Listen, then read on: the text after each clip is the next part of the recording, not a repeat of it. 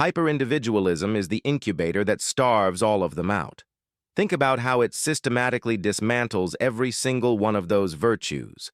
Empathy and sympathy require you to acknowledge that another person's reality is just as valid and heavy as your own. Hyper-individualism says, "Your reality doesn't touch mine. Figure it out yourself." It builds an empathy blind spot. Compassion requires collective investment.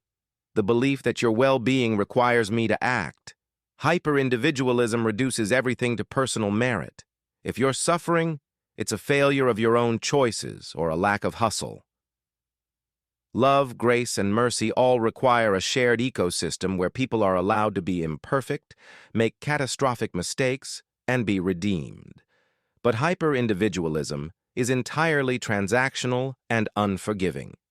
It operates on a strict ledger of winners and losers, assets and liabilities.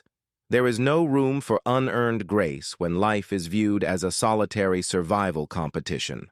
When the self is treated as the absolute center of the universe, anything that asks you to inconvenience yourself, absorb someone else's pain, or forgive a debt is viewed as an attack. If hyper-individualism is the disease eating away at the root of all this, what does the antidote actually look like on a day-to-day level? Not even close. And that is the most dangerous part of it. They don't see it as a disease. They see it as survival. They see it as strength, independence, and minding your own business. The people drowning in hyper-individualism wear their isolation like a badge of honor. They look at someone trying to build real community, extend unearned grace, or carry someone else's burden, and they don't see a virtuous person. They see a sucker. They think, "Look at that idiot, letting people get close enough to hurt them." When a culture is completely sick, the sickness masquerades as health. It's like a fish not realizing it's swimming in polluted water because the pollution is all it has ever breathed.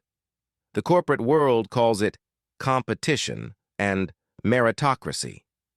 The political landscape calls it rugged individualism.